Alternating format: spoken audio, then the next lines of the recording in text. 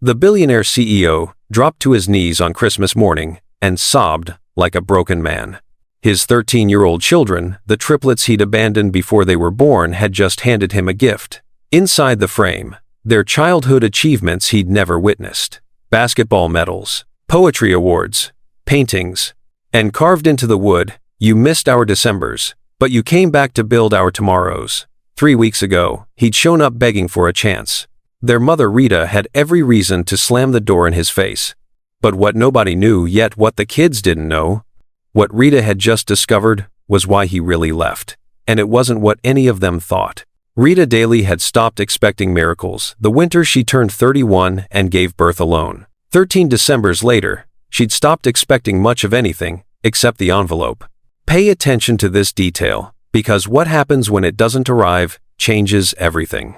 It came the same week, every year. Tucked between utility bills and holiday catalogs, the paper so crisp, it felt expensive just to touch. No return address, no note. Just a check with too many zeros, and a name printed at the bottom in cold corporate font, John Fuller. This year, on December 4th, Rita walked to the mailbox at sunset with Kane's basketball jersey draped over her shoulder and Russell's geometry homework crumpled in her coat pocket. Elvira was inside painting something she wouldn't let anyone see yet. The snow had started early this year, soft flakes catching in Rita's hair, the kind of first snow that used to make her believe in fresh starts. She pulled open the mailbox door. Credit card offer, grocery flyer, electric bill, no envelope. Rita's hands paused mid-reach. Her fingers went cold, not from the December wind, but from something deeper. Something that tasted like dread. She pulled everything out again, shuffling through each piece with hands that had suddenly started trembling. She checked the ground around the mailbox. She looked inside again, reaching all the way to the back corner where mail sometimes stuck. Nothing. Here's what you need to understand. For 13 years, 156 months, the check had arrived within the same 3-day window. It was the one thing about John Fuller she could count on. His consistency in staying away. His reliability in reducing fatherhood to a bank transfer. And now, it wasn't there. This should feel like freedom, right? Like finally being released from the monthly reminder that her children's father had chosen silence over them. But it didn't. Instead, dread settled in her stomach like a stone, whispering that something had shifted in a world she'd carefully built to run without him. She walked back toward the house, each step crunching through fresh snow that was already covering her footprints, erasing evidence she'd been there at all. The porch lights were on. Through the window, she could see Kane in the kitchen, probably raiding the fridge before dinner. Russell's bedroom light glowed upstairs. He'd be at his desk, writing in that journal he thought no one knew about. Elvira's shadow moved across the living room wall, her paintbrush making slow, deliberate strokes against canvas. Her children, 13 years old this past October. Growing so fast, Rita sometimes felt like she was watching time-lapse footage of flowers blooming, beautiful and terrifying in equal measure. They'd built this life together, the four of them. They had routines, inside jokes, their own language of glances across dinner tables. Kane's terrible puns that made Russell groan and Elvira hide her smile. Russell's poetry that he only read aloud when he thought everyone was asleep. Elvira's art plastered across every wall, transforming their modest home into a gallery of her growing mind. They didn't need John Fuller. They never had. So why did the missing envelope feel like a warning? Rita climbed the porch steps, shaking snow from her coat. She reached for the door handle and froze. Someone was standing at the far end of the porch. A man. Tall. Expensive coat dusted with snow. Dark hair going gray at the temples. Face she hadn't seen in person for 13 years, but had memorized anyway from magazine covers and business articles that occasionally appeared when she was stupid enough to search his name at 2 in the morning. Now here's where everything changes. Watch what happens next. John Fuller stood 10 feet away, hands shaking at his sides, not the confident billionaire from Forbes covers, but something broken and desperate. He looked thinner than his photos. Older. His eyes were red-rimmed and swollen, the kind of eyes that came from crying alone in dark rooms where no one could hear. His whole body seemed to be trembling not from cold, but from something that lived deeper. Something that had been buried for 13 years and was finally clawing its way to the surface. When he spoke, his voice cracked on the first word, like ice splitting. Rita. She couldn't move, couldn't breathe, couldn't process the impossible physics of him being here, standing on her porch, existing in 3 dimensions, instead of just as a name on a check she'd learned to expect and resent in equal measure. "Please," he whispered, and the word sounded like it was breaking him from the inside out. "I need to meet my children." Behind her, the front door opened. Kane appeared first, basketball still tucked under one arm, face shifting from curiosity to confusion. His eyes went wide. Russell emerged next, alerted by the cold air rushing in and the tension that had suddenly filled the December night. And then Elvira, still holding her paintbrush, paint-stained fingers frozen mid-gesture, her expression unreadable in that way she had of studying things like they were puzzles she was already solving in her head. All 3 of them stared at the stranger on their porch. The stranger who had their jawline, their dark eyes, their exact shade of hair, their everything. Kane spoke first, his voice harder than any 13-year-old should be, edged with something that sounded like protection and fury mixed together. "Who are you?" John's face did something complicated, hope and grief colliding so violently, Rita almost felt sorry for him. Almost. His voice failed completely. He tried again, forcing words through a throat that seemed to be closing. "I'm John." Kane's expression didn't change. His jaw set exactly the way John's did when he was angry. "John who?" Rita watched something inside John Fuller fracture, in real time. "I'm your father," he managed, and the words came out so quietly they almost disappeared into the snow falling around them. The silence that followed was the kind that had weight, the kind that pressed against eardrums and made the air feel too thick to breathe, the kind that meant everything was about to change.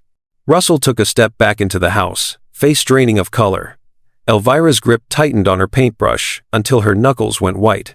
Kane's jaw clenched in a way that made him look suddenly, devastatingly older, like he'd aged 5 years in 5 seconds. "Get inside," Rita told her children, finding her voice buried under 13 years of anger. Now, Kane didn't move. "Mom, inside, I'll handle this." She waited until all 3 had retreated into the house, watching through the window with faces pressed against the glass, breath fogging the pain. Then she stepped off the porch, putting her body between John and her front door, between this ghost from her past and the future she'd built without him. "What are you doing here?" Her voice came out steady, cold as the December air. John looked like he'd been asked to explain quantum physics in a language he didn't speak. His mouth opened, closed, opened again. His hands were still shaking, visible tremors he couldn't control. "I had to come. I couldn't." He stopped, pressing his palms against his eyes, like he could push the emotion back inside. "I'm sorry. I know I have no right. I know that. But I need..." His voice cracked again. "I need to know them. Please." "You need?" Rita felt something hot and sharp rising in her chest, 13 years of exhaustion and rage finally finding its voice. "You've needed nothing for 13 years. You've wanted nothing except to pretend we didn't exist outside of a monthly payment schedule. That's not true. Don't." The word came out like a blade. "Don't you dare stand here and tell me what's true. You left. You signed the papers. You took your company and your ambition and your fear. And you left. I thought you didn't want me involved." The words tumbled out desperate, clumsy. I told you I was pregnant, John. I told you I wanted to keep the babies, and you said you weren't ready. You said you had too much at stake. You said," her voice caught. She steadied it with everything she had. "You said you'd support us financially, but you couldn't be a father. Those were your words, not mine." John's face drained of color. "That's not how I remember." "Then your memory is convenient." They stood in the snow, years of silence finally breaking open between them like ice cracking on a frozen lake. Through the window, Rita could see 3 shadows watching her children, their faces pressed against the glass, trying to understand why the ghost they'd learned to live without had suddenly become real. But what John says next, pay attention to this because it's important, reveals something Rita never expected. "Please," John said again, and this time the word came out broken beyond repair. "Just let me explain. Let me try to what? Fix 13 years in one conversation? Make up for every birthday you missed, every school play you didn't attend, every nightmare you weren't there to chase away?" Rita's hands were shaking now too, but not from cold. from fury that had been building for over a decade. They built their lives without you. They're happy. They're whole. They don't need you to show up and press us. I almost died. The words stopped her cold. John was crying now, tears running down his face unchecked, freezing on his cheeks. 6 weeks ago, I collapsed in my apartment. Heart, stress, I don't even know. I was alone. Completely alone. And lying there on the floor waiting for the ambulance, I realized. His voice broke entirely. Nobody knows me. Nobody really knows me. And if I died right then, who would remember me? Who would care? Rita's chest felt too tight. Not my board. Not the investors. Not the people who shake my hand at galas and forget my name by morning. He looked at her with eyes that had gone raw, and I thought about them. My children. 3 people in this world who share my blood, my face, He stopped, breathing hard. And they don't even know me. They'll grow up thinking I didn't want them. That I chose my company over them. That I didn't care. You didn't care. I was terrified. The confession came out ragged. I was 26 years old, building something from nothing, working 20-hour days, drowning in debt and panic attacks and fear that it would all collapse. And you told me you were pregnant, and he shook his head. I broke, I ran. I convinced myself you were better off without me, that they would be better off without me. I convinced myself that money was enough, that providing was the same as being present. Rita felt her anger wavering. She grabbed it back, held it close like armor she couldn't afford to lose. Those are explanations, not excuses. I know. You don't get to show up now and expect. I don't expect anything. John took a shaky breath. I just need the chance to know them. Even if they hate me. Even if you hate me. I need to try. Please, Rita, I'm begging you. Through the window, Kane was still watching. Russell had disappeared, probably to his room to process alone, like he always did. Elvira remained, paintbrush lowered now, her face pressed close to the glass. Studying this man who was half of her DNA but none of her history. And here's what you need to ask yourself, because this is the question that will haunt Rita for weeks. Can someone who abandoned you really change? Or are they just saying what you want to hear? Rita thought about the box in her closet, the one she'd never opened but never thrown away. Letters she'd written every December. Angry ones. Sad ones. Desperate ones addressed to John and never sent. 13 years of words she'd poured onto paper instead of into phone calls that never came. She thought about the youth center where she worked, the grant that had saved them 5 years ago, the anonymous donation that kept them running. She'd never questioned where the money came from. She looked at the man on her porch, Billionaire, ghost, the father her children had learned to live without, and made a decision that would change everything. You can't just walk back into their lives because you finally feel guilty. I know. They don't know you. They don't trust you. They have every reason to hate you. I know. If you hurt them, if you disappear again, I will destroy you. The threat came out quiet and absolute. I don't care how much money you have, or how powerful you are. I will make you wish you'd stayed away. John nodded, tears still streaming. I understand. Rita looked back at her house. At the 3 faces watching from the window, 2 now, Russell still hiding. At the life she'd built from the rubble he'd left behind. Come back tomorrow, 4 o'clock, we'll talk. Just talk. She turned to go, then stopped. And John? If you ever call yourself their father again before you've earned that title, this conversation ends, permanently. She walked back to her house, leaving him standing in the snow, shoulders shaking with the weight of everything he'd lost. Behind her, she heard him whisper, "Thank you." Rita didn't look back. She opened her door and stepped inside, where 3 pairs of eyes were waiting wide, confused, frightened, curious, angry, all at once. Kane spoke first, his voice cracking in a way it hadn't in months, caught between boy and man, between hope and betrayal. Was that really him? Rita looked at her son, at Russell, who'd reappeared on the stairs, face blotchy from crying, at Elvira, who was studying her with that unnerving calm she'd inherited from the man currently standing alone in their yard. Yes, Rita said quietly, that was your father. And outside, through the window, they watched John Fuller walk slowly to his car, shoulders shaking with sobs that had waited 13 years to finally break free. If you've ever felt invisible to someone who should have seen you, if you've ever wondered what was wrong with you that made someone choose to leave, you're not alone in this. Hit that subscribe button, because stories like Rita's, and her children's, deserve to be heard. And what happens next? It gets even more complicated. The silence inside the house felt like something alive and dangerous. Rita closed the door and leaned against it, heart hammering against her ribs like it was trying to escape. Three faces stared at her, Kane's jaw set hard, Russell's eyes already wet, Elvira's expression unreadable as always. Through the window, taillights disappeared down the street. John Fuller was gone, for now. But here's what none of them realized yet. He wasn't the same man who left 13 years ago, and that would make everything so much harder. "Mom!" Kane's voice came out strangled. "What just happened?" Rita opened her mouth, closed it. Every word she'd rehearsed in her head, over 13 years, every explanation she'd prepared for the day her children finally asked about their father dissolved like snow on warm pavement. "He wants to meet you," she said finally. Simply. Kane's face twisted.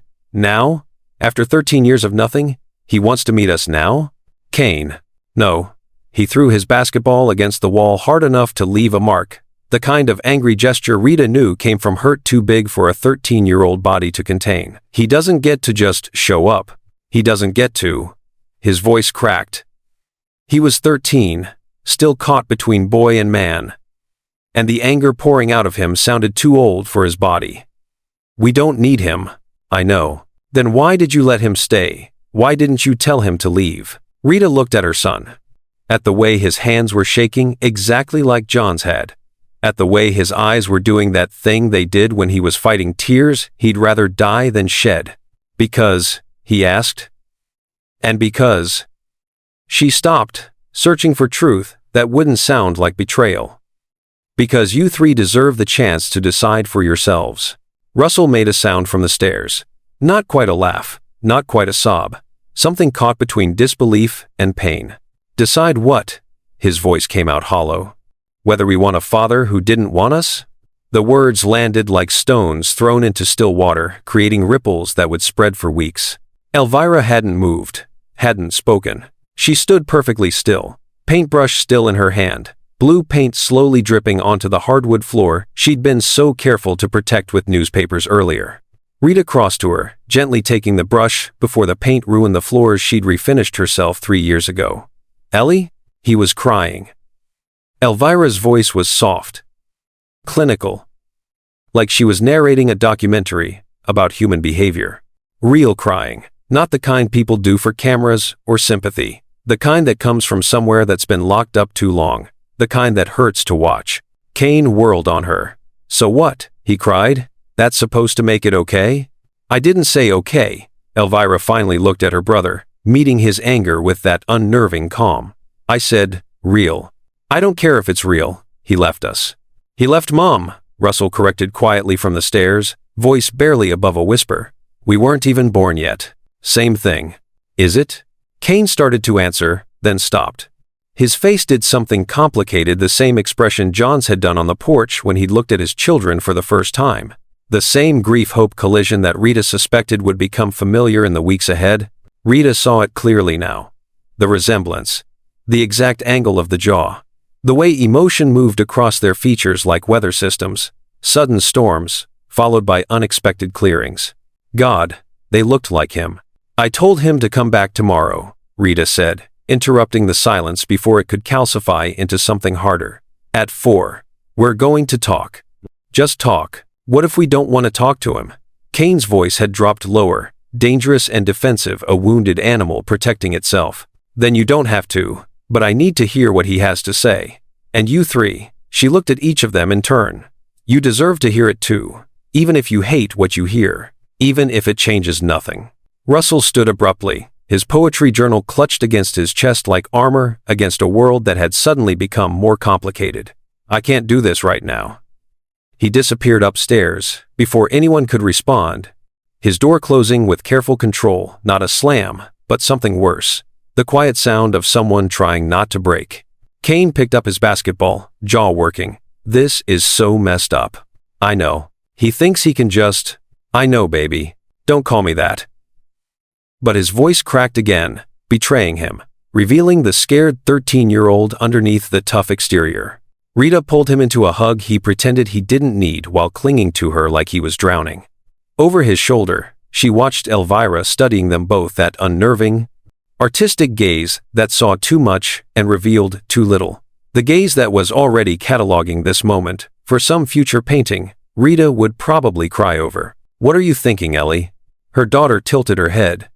"I'm thinking about the paintings I've seen of Greek tragedies. The ones where everyone's face is exactly the same expression, like pain, looks identical on every person." She paused, considering.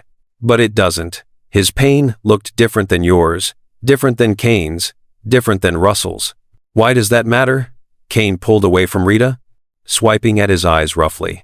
"Because," Elvira considered, choosing words carefully, "pain this specific usually has a story behind it, and I want to know what his story is." Kane looked at his sister like she'd betrayed him. Then he grabbed his basketball and headed for the door. "Where are you going?" "Out. I need to shoot." He was gone before Rita could stop him, the door slamming hard enough to rattle the frame and shake the photos on the wall. Years of family memories captured without John in any of them. Rita stood in the sudden quiet, Elvira beside her. Russell's footsteps audible, overhead pacing, in that way he did when words were building inside him that would eventually become poems. "You're angry at me for not sending him away," Rita said. "No." Elvira bent to clean up the paint that had dripped, movements, methodical and precise. "I'm trying to understand why you didn't. I don't know if I understand it myself. Did you see his hands?" The question caught Rita off guard. "What?" "His hands were shaking, like he had Parkinson's or something. But he doesn't, he's too young." It was fear. Elvira wiped paint from the floor with the kind of focus she usually reserved for her art. "I paint hands, a lot. They're harder than faces because they tell truths people don't mean to show." His hands were terrified. Rita felt something twist in her chest, something she didn't want to examine too closely. "Ellie, I'm not saying I forgive him. I'm just saying," she looked up, those dark eyes so much like John's, it hurt. "I'm saying I noticed." Upstairs, Russell's pacing stopped. The house fell into an uneasy stillness, the kind that came before storms or after earthquakes, when everything was waiting to see if the world would hold or crack completely. Rita moved to the window, looking out at the street where John's car had been. Snow was falling harder now, covering his footprints, erasing the evidence he'd been there at all. Except, he had been there. And tomorrow, he was coming back. She thought about the box in her closet. 13 letters. 13 Decembers of words she'd never sent. Anger and grief and exhaustion poured onto pages that John had never read. What would he think if he saw them? Would he understand what those years had cost her? "Mom," Elvira's voice pulled her back. "Yeah? When you looked at him when he was on the porch, what did you see?" Rita considered lying, considered saying she saw a stranger, a ghost, a man who meant nothing. Instead, she said, "I saw the person he was. Before everything broke." "Do you think people can unbreak?" "I don't know. But you want to find out." Rita turned to face her daughter, this observant, unsettling, brilliant child who saw too much and understood things Rita wished she didn't have to. "I want you three to have the chance to find out. That's different." Elvira nodded slowly, accepting this distinction. Then she gathered her painting supplies, the moment of vulnerability, closing like a door. "I'm going to finish my piece." "What are you painting?" Her daughter paused at the base of the stairs. "Faces in snow. I'm not sure whose yet." She disappeared upstairs, leaving Rita alone in the living room that suddenly felt too big and too small at once. Outside, she heard the rhythmic thump of Kane's basketball against concrete. The sound carried through the winter air, angry, desperate, trying to dribble away feelings that refused to disappear no matter how hard he threw the ball. Rita pulled out her phone, stared at the blank screen. There was a number she could call, the one listed on the checks, the one she'd never used in 13 years. Her fingers moved before her brain caught up, typing a message she wasn't sure she'd send. "The kids need time. Don't rush this. Don't expect forgiveness. Don't expect anything. Just come tomorrow, like I said. And John, if you disappear again after this, it will destroy them. Make sure you're ready for what you're asking." She stared at the words, then pressed send. 3 dots appeared immediately. He was typing, stopping, typing again. Finally, "I understand. I'll be there. And Rita, thank you for giving me this chance. I know I don't deserve it." She didn't respond. Upstairs, Russell's door opened. She heard him walk to Kane's empty room, then to Elvira's. Heard the murmur of their voices, the triplets conferring, processing, trying to make sense of the ghost who'd become suddenly, devastatingly real. Rita sank onto the couch, exhaustion hitting her like a physical weight, pressing down on her shoulders. Tomorrow at 4 o'clock, John Fuller would return. And 13 years of silence would finally have to find its voice. Outside, Kane's basketball went silent. Through the window, Rita saw him standing in the driveway, snow falling around him like he was inside a snow globe, staring at the street where his father's car had been. Even from here, she could see his shoulders shaking. She should go to him, should say something that would make this easier. But what words existed for this? What comfort could touch the specific ache of learning your father was real and present, and desperately wanting in, after 13 years of being real and absent and deliberately staying out? The front door opened. Kane came in, snow dusted across his shoulders, eyes red but dry, the tears pushed back inside where he thought they belonged. "I'm okay," he said before she could ask. "Kane, I don't want to talk about it." He headed for the stairs, then stopped, turned back. His voice came out small and wounded. "And 13 years old. Mom? What if we meet him tomorrow and we like him?" The question hung there, raw and terrifying. "Then we figure that out together," Rita said quietly. "But what if liking him feels like betraying you? Like saying it was okay that he left?" "Baby," she caught herself. "Kane, letting him meet you isn't betraying anyone. Neither is being curious about him. Neither is wanting to know who he is. But what if?" His voice broke completely. "What if he leaves again?" And there it was, the real fear underneath all the anger, the wound beneath the wound. Rita stood, crossing to her son, pulling him close, even though he was nearly her height now. "Then we survive it, like we survived the first time, together." Kane nodded against her shoulder, then pulled away, wiping his eyes roughly. "This sucks." "Yeah, it really does." He disappeared upstairs, his footsteps heavy on each stair, the weight of sudden emotional complexity pressing down on someone who should still be worrying about basketball games and homework, not whether his father could be trusted. Rita stood alone again in the living room of the home she'd built without John Fuller. The home that suddenly felt like it was holding its breath, waiting to see if it would expand to fit 5 people or remain the fortress of 4 it had always been. Tomorrow would come, whether she was ready or not. And somewhere across town, in a penthouse apartment she'd never seen, John Fuller was probably sitting in the dark, staring at her text message, wondering if 13 years could ever be forgiven.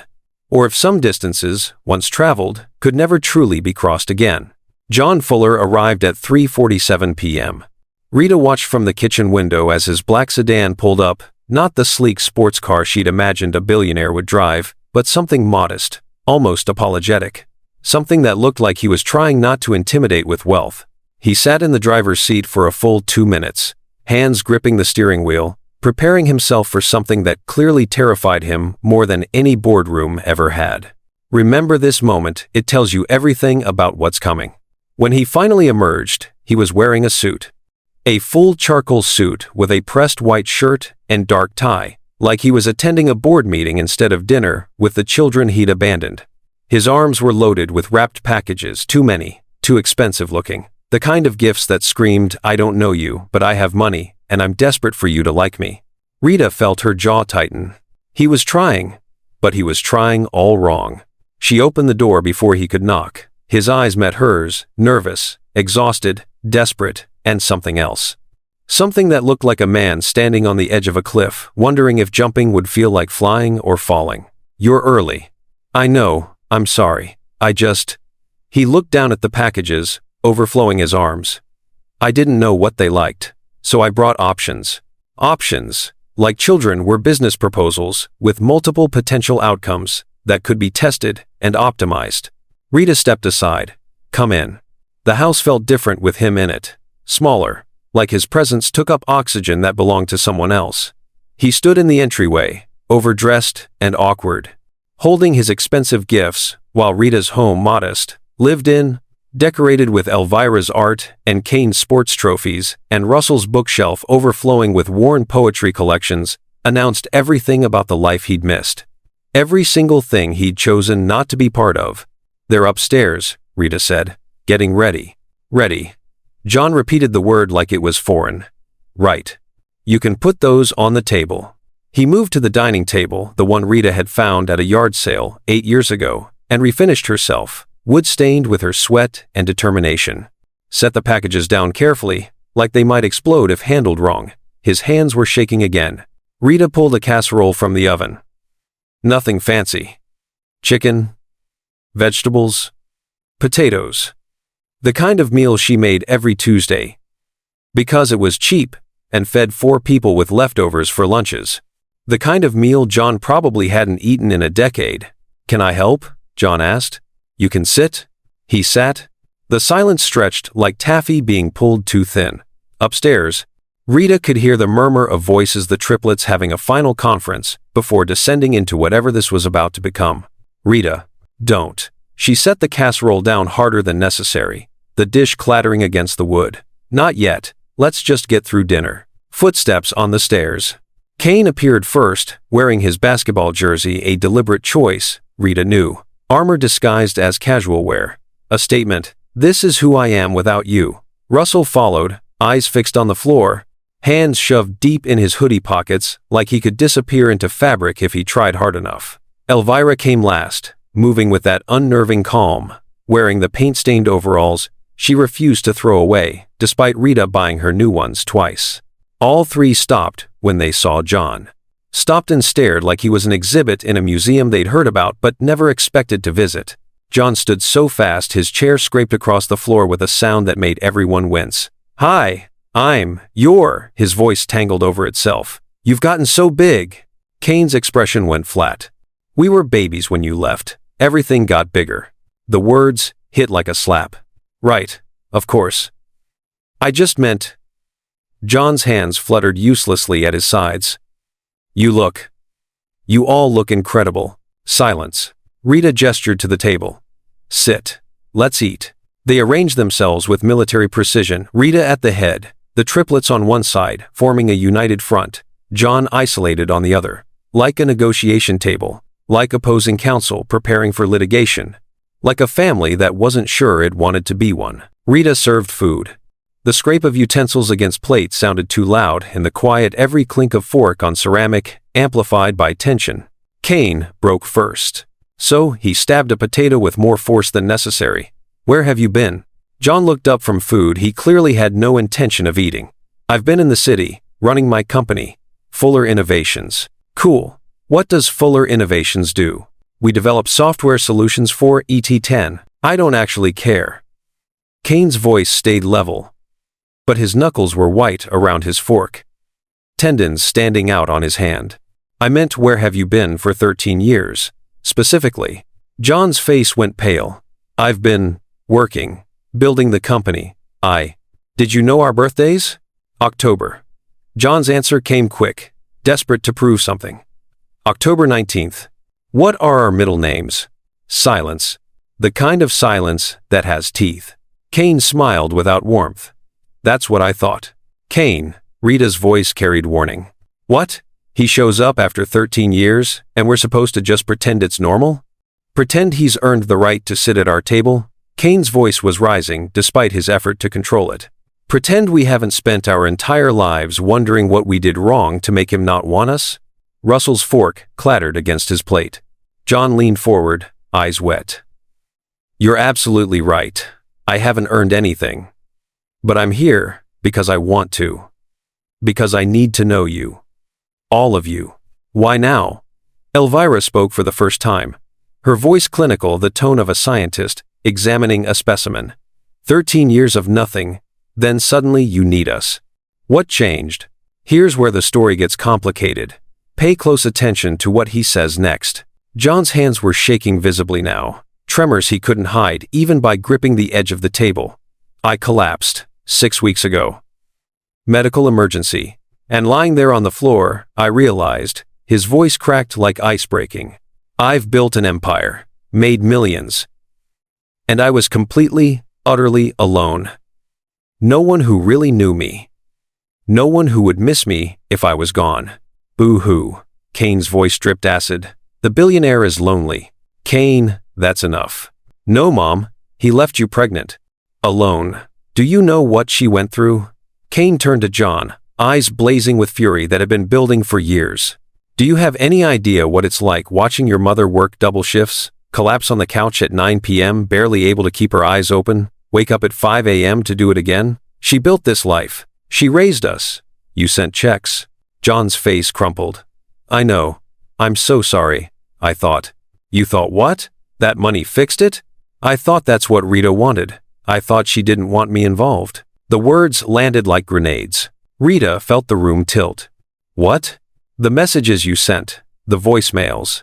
John looked genuinely confused, genuinely lost. I never received them. By the time I tried to reach you, you'd already filed separation papers. I thought you were cutting me out. That you decided I wasn't, his voice broke. That you didn't want me. Kane slammed his hand on the table hard enough to make dishes jump. That's a lie. Kane. He's lying, Mom. He has to be. Russell stood abruptly, chair scraping backwards with a screech. His eyes were wet, face flushed, breathing hard. I can't do this. He bolted from the table, footsteps pounding up the stairs like he was running from a fire. Rita felt rage and confusion warring in her chest, creating a storm she couldn't control. John, I called you. I left voicemails. I sent emails. I told you I was keeping the babies, and I needed. Her voice failed. You never responded. Not once. John's face showed something Rita hadn't expected. Genuine bewilderment. I never got them. His voice came out hollow, like the words were being pulled from somewhere deep and dark. Rita, I swear to you, I never. He stopped, pressing his palms against his eyes. The only message I got was from my lawyer. The separation papers, and a note saying, you'd made your decision. That you wanted me to stay away. I never wrote that, but the papers had your signature. I signed papers agreeing to a financial arrangement, not telling you to disappear from our lives forever. They stared at each other across the table. 13 years of misunderstanding suddenly cracking open like a geode, revealing unexpected crystals inside. Kane's voice came out smaller, uncertain, the anger wavering. So, you thought she didn't want you? I thought. John's voice shook. I thought I was doing what she asked, providing support but staying out of your lives. I thought that's what she wanted, what was best. Elvira's eyes moved between her mother and John, processing, calculating, that brilliant mind working through possibilities. But you left. When she first told you she was pregnant, before any papers, you said you weren't ready. You said your company was too important. You said, I was terrified. The confession burst out of John like he'd been holding it underwater for 13 years. I was 26 years old, building something from nothing, working 20-hour days, drowning in debt and panic attacks and fear that it would all collapse. And you told me you were pregnant with triplets and He stopped, breathing hard. I panicked. I said things I didn't mean, things I've regretted every day since. I needed time to process, but I was going to come back. I was going to figure it out. And then you, his voice cracked. Then the papers came, and I thought you'd decided for me. Rita's mind raced. The papers, the lawyer, the way everything had happened so fast after John disappeared too fast, now that she thought about it. Something wasn't right about the timing. Kane's anger had shifted to confusion. So, this whole time, you thought we didn't want you? I thought your mother made the choice that was best for you. That I was. John's face twisted with pain. That I was the problem that needed removing. Elvira leaned forward, eyes sharp. Who delivered the separation papers? John looked at her. My business partner at the time, Kramer. He said he was helping me handle it so I could focus on the company during the crisis we were facing. Crisis? Rita's voice sharpened. The company was imploding. Investors pulling out. Creditors calling. Kramer was handling everything while I tried to save it. John stopped. Something dawning across his face. Something that looked like horror spreading in real time. The room went silent. You're going to want to remember this revelation. Kane's voice came out quiet. What? John stood slowly, hand over his mouth like he might be sick. Oh God, Kramer. His eyes went wide with realization. He handled all my communications that winter. Told me he was filtering out distractions so I could focus on saving the company. But if he was intercepting messages, Rita felt cold understanding spreading through her chest like ice water in her veins. He wanted your company, she whispered. John nodded slowly, face draining of all color. He tried to stage a takeover 3 months later. Tried to convince the board I was unstable, unfit to lead. I barely stopped it, barely kept control. I thought, his voice broke. I thought that was the worst he'd done. Elvira stood, moving to the window, processing. Kane sat frozen, fork still gripped in his hand like a weapon he'd forgotten he was holding. Upstairs, Russell's door was closed, but Rita knew he was listening, her sensitive son, who heard and felt everything. John sank back into his chair. I've spent 13 years thinking you chose this. That you wanted me gone. That cutting me out was your decision. I spent 13 years thinking you chose your company over us. They looked at each other, two people who'd built entire narratives from incomplete information. Two people who'd suffered from a betrayal neither of them had seen coming until it was too late. Kane's voice came out raw. So it was all a mistake? Not a mistake. John's voice hardened with something that looked like fury finally finding its target. A lie, a deliberate, calculated lie that cost us. He stopped, looking at the three children around the table. That cost us everything. Rita felt tears burning behind her eyes. 13 years.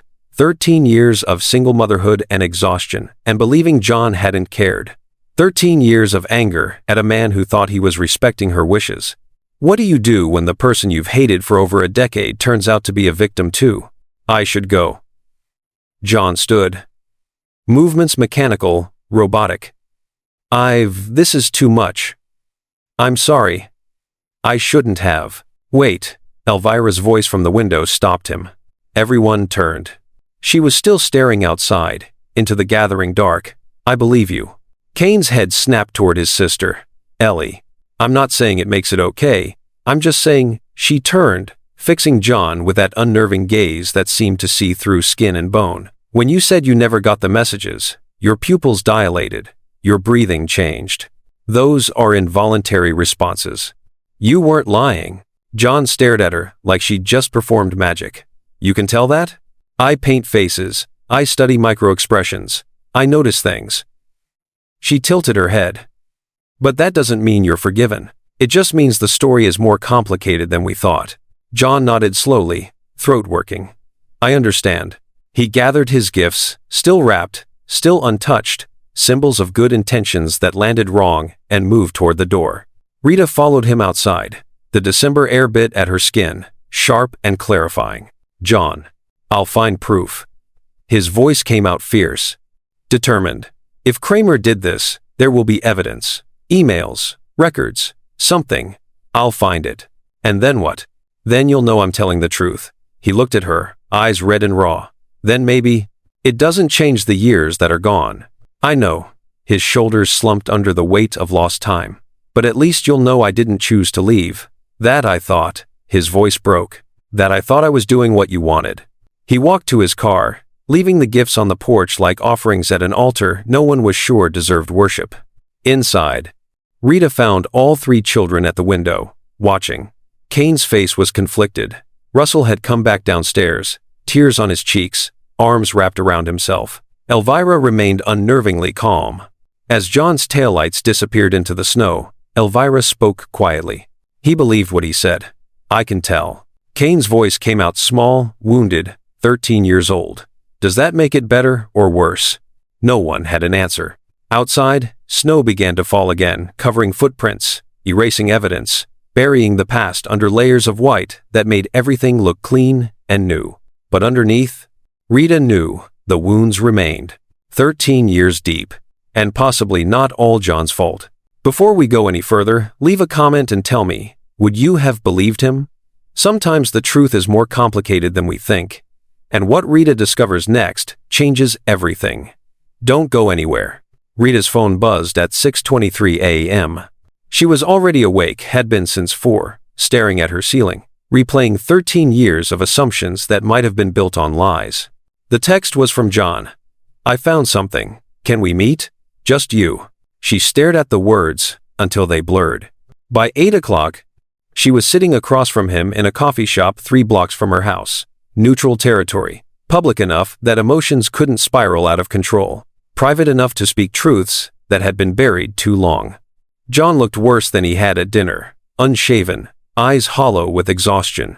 The expensive suit replaced with jeans and a sweater that had seen better years, like he was shedding his billionaire skin piece by piece. He slid a folder across the table. I spent all night going through archived files from the company server. Files I didn't even know still existed. His voice was hoarse from disuse or crying or both. Kramer was meticulous. He documented everything. Probably thought he'd need leverage someday. Rita opened the folder with trembling hands. The first page was an email. From her old address, the one she'd abandoned years ago because seeing it reminded her of messages John never answered. Dated December 2012. The subject line read, "John, please call me. We need to talk about the babies." Below it, in red, deleted, K. She felt her hands start shaking. The next page, a voicemail transcript. Her words, typed out cold and clinical, "John, it's me again. I know you're scared, but we can figure this out together. Please just call me back. Please." Deleted, K. Another email. "I'm keeping them. All 3. I need to know if you're going to be part of this, or if I'm doing it alone." Deleted, K. Page after page. Messages she'd sent while pregnant and terrified and alone. Voicemails she'd left while nursing newborn triplets and crying from exhaustion. Every single one marked deleted, initialed with that casual, damning K. Rita's vision swam. "There's more," John said quietly. She turned the page. An email from Kramer to himself, the kind of self-documentation arrogant criminals always made. "Fuller's a mess. Perfect timing. Get the girl's signature on separation papers. Tell him she wants nothing to do with him. He'll be too distracted to notice the accounts I'm moving." Another. Intercepted 3 more calls. "She's persistent. Doesn't matter. He thinks she's ghosting him. This works in our favor." And finally, a scanned image of the separation papers Rita had signed. But next to her signature, in different ink, a handwritten note she'd never written. "I've made my decision. Please respect it, and stay out of our lives. Rita." The forgery was good, almost perfect, but Rita knew her own handwriting. And that wasn't it. Rita's hands dropped to the table. The folder fell open, pages scattering like the pieces of her understanding scattering across 13 years. "He destroyed us." Her voice came out broken. "He deliberately, systematically destroyed us." John's eyes were wet. "I confronted him. After he tried to take the company, he admitted to the financial manipulation, to the attempted coup, but never." His voice cracked. "I never knew about you. About the messages. If I had known, you would have what?" Rita looked up, tears streaming down her face. "You would have come back?" "I would have tried." He reached across the table, then pulled his hand back, respecting boundaries. "Rita, I spent 13 years thinking you hated me. That you'd decided I was toxic. That removing me from your life was the best thing for those babies." His voice broke completely. "I convinced myself you were right, that they were better off without me." Rita wiped her eyes roughly. Around them, the coffee shop hummed with morning conversation. Normal people having normal days. While her entire past was rewriting itself in real time. "I need to tell the kids," she whispered. "I understand if you don't want me there." She looked at him, really looked. At the grief carved into his face. The regret that sat in his shoulders like physical weight. The 13 years he'd carried alone, thinking he was honoring her wishes. "You should be there. They deserve to hear it from you." That afternoon, Rita gathered the triplets in the living room. John arrived exactly on time, folder in hand, looking like he was walking to his own execution. The kids sat together on the couch, a united front. Kane's arms were crossed. Russell stared at the floor. Elvira watched John with that clinical gaze. "I found proof," John said without preamble, "of what I told you last night." He opened the folder. Spread the pages across the coffee table like evidence at a crime scene, which, Rita realized, they were. Kane leaned forward first. "Read." His expression shifted from skepticism to confusion to something darker, more complex. "He deleted everything?" Kane's voice came out strangled. "On purpose? He was trying to take my company. Needed me distracted and isolated." John's hands were shaking again. "I'm not saying this excuses the fact that I left when your mother first told me she was pregnant. I panicked. I was young and terrified and selfish. But after that," he gestured to the papers, "after that, I thought I was doing what she wanted. What you needed. Russell picked up a voicemail transcript.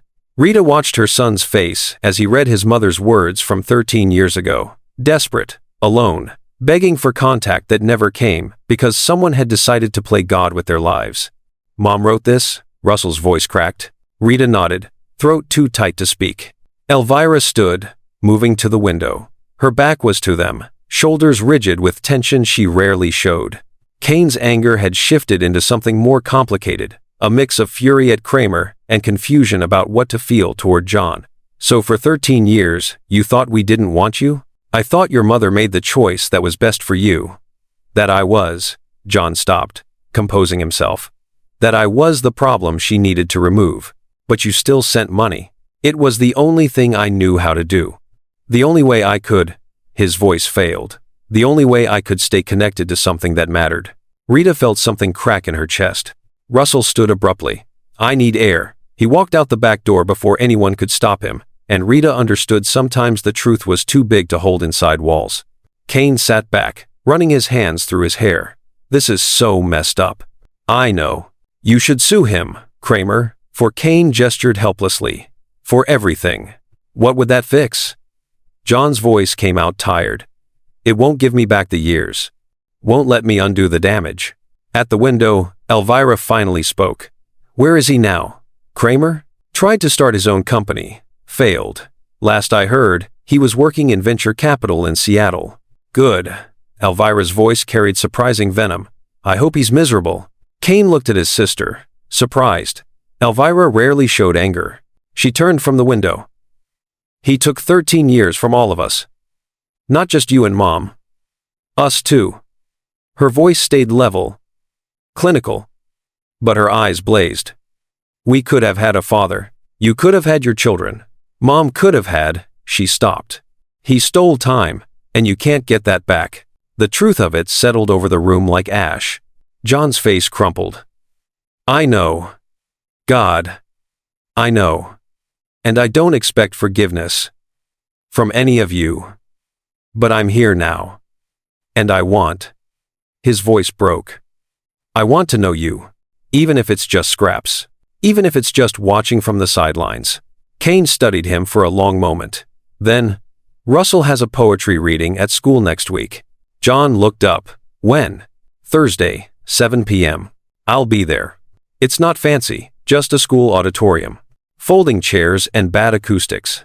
I'll be there, John repeated, with absolute certainty. And he was. Rita saw him slip into the back row just as the lights dimmed. Overdressed again, he still hadn't figured out the dress code for normal life, but present.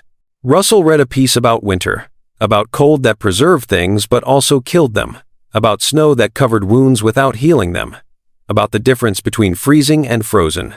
When he finished, the applause was polite, enthusiastic from parents, scattered from students. John stood and clapped until everyone else had stopped, his applause echoing in the quiet auditorium like a promise. Russell saw him. Their eyes met across the distance. Russell's expression was unreadable. Afterward, in the parking lot, Russell walked past John without speaking, but he slowed, almost stopped, glanced back. It wasn't much, but it was something. 2 days later, John appeared at Kane's basketball game. Sat in the bleachers, awkward and alone, while other parents chatted around him in their established social circles. When Kane scored, John jumped to his feet, cheering loud enough that Kane glanced over, embarrassed, but something else too. Something that might have been pride that someone was finally there to see. After the game, Kane nodded at him, just once. John nodded back. It was a language being built from nothing. Elvira's art show at the youth center came next. John arrived with flowers, daisies, not roses, finally learning that expensive wasn't always better. He stood in front of her paintings for 20 minutes. Rita watched him from across the room, saw the way his face changed as he studied each piece, the recognition of loneliness in brushstrokes, the understanding of isolation rendered in color. Later, he approached Elvira carefully. The one with the winter trees, the faces in the bark. Is that our family? Elvira finished. What it could have been. John's breath caught. It's beautiful.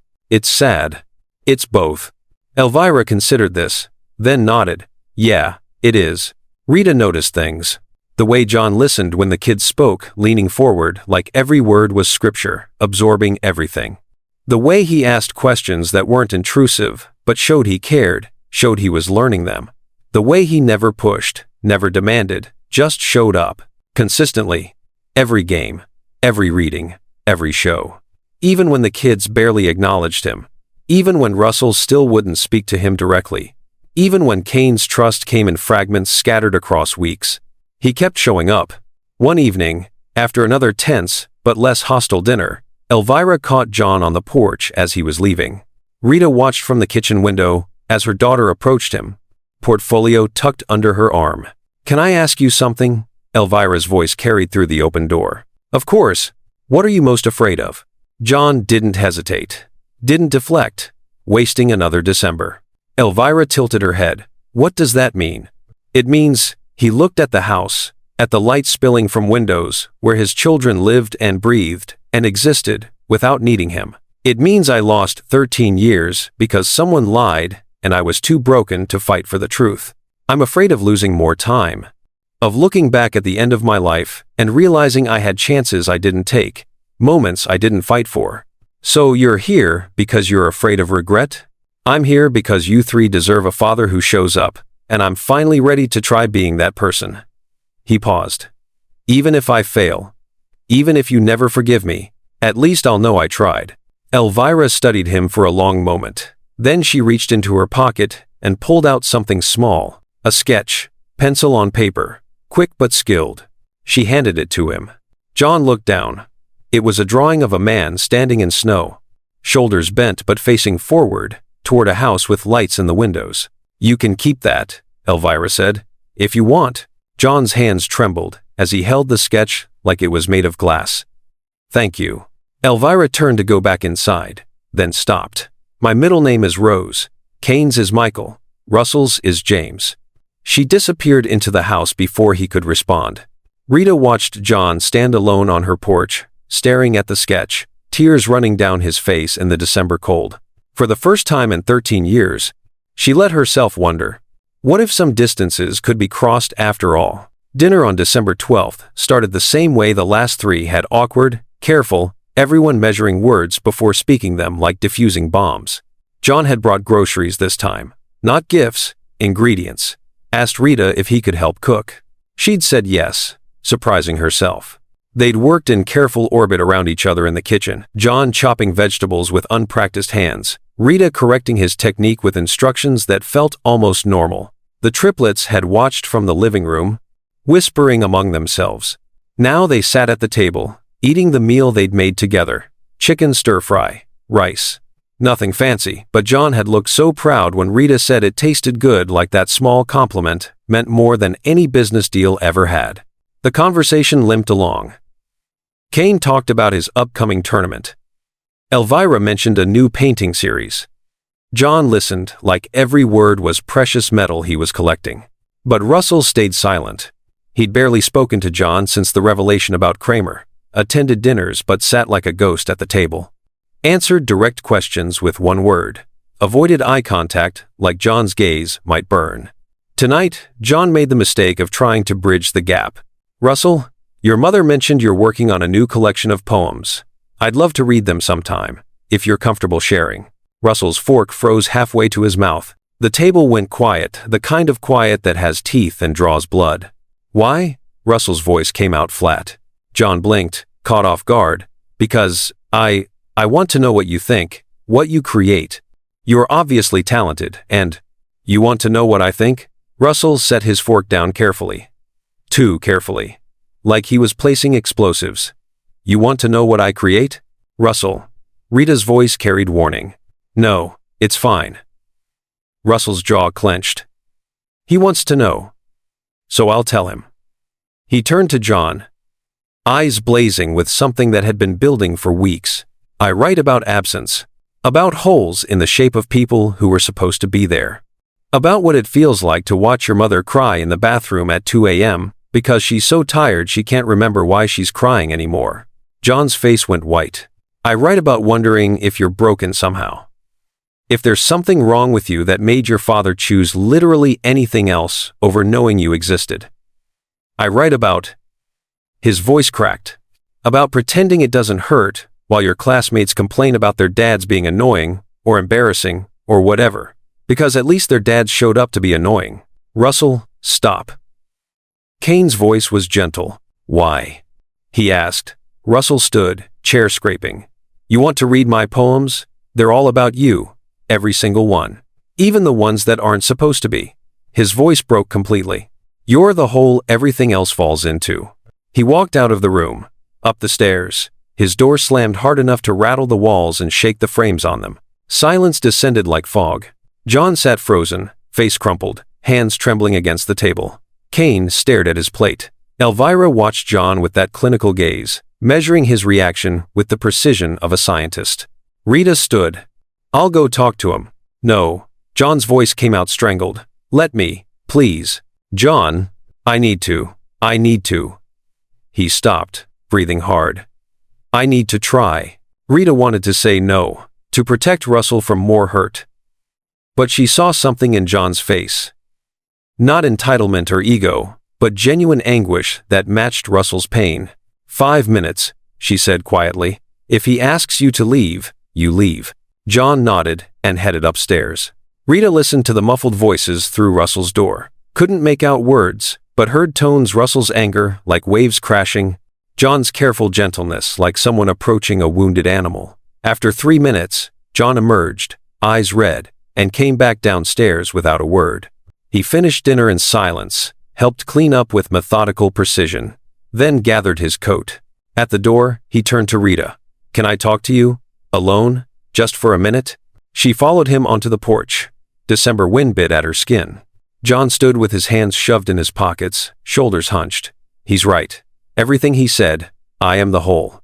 "John." "No, listen. Please." He looked at her, face raw. "I've been trying so hard to show up now, to prove I can be consistent, but it doesn't fix what he said.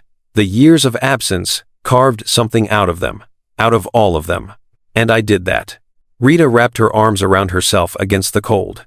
"What do you want me to say?" "I don't know. Maybe—" He stopped. "Maybe I just need you to know that I see it. The damage.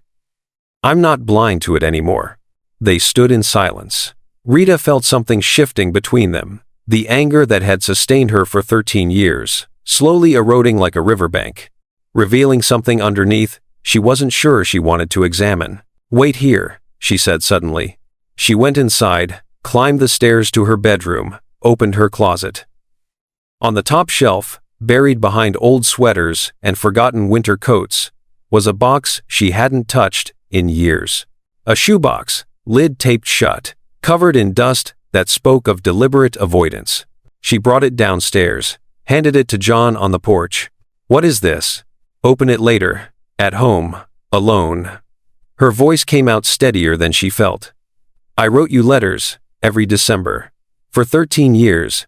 Never sent them." She paused. "You should read them. So you understand what those years actually looked like. What they cost." John took the box like it might shatter in his hands. "Rita. Go home, John. Read them. Then—" She stopped, unsure how to finish. "Then we'll see." He nodded, clutching the box to his chest like treasure, and walked to his car. Rita watched until his taillights disappeared. Then she went back inside to find Russell. John made it to his apartment before his hands started shaking so badly he could barely grip the box. He set it on his dining table, a table meant for 12, that he'd never used for more than one. A monument to his loneliness. Stared at it like it contained his own judgment. Then he carefully peeled away the tape. Inside, 13 envelopes, one for each December, each marked with a year in Rita's handwriting. He opened the first one, December 2012. "John, the babies were born October 19th, all 3. Kane came first, screaming like he was angry at the world. Then Russell, quiet, studying everything with these solemn eyes. Then Elvira, studying everything with these dark eyes that look exactly like yours. I thought you might call, might check, might wonder if they were okay, if I was okay. You didn't.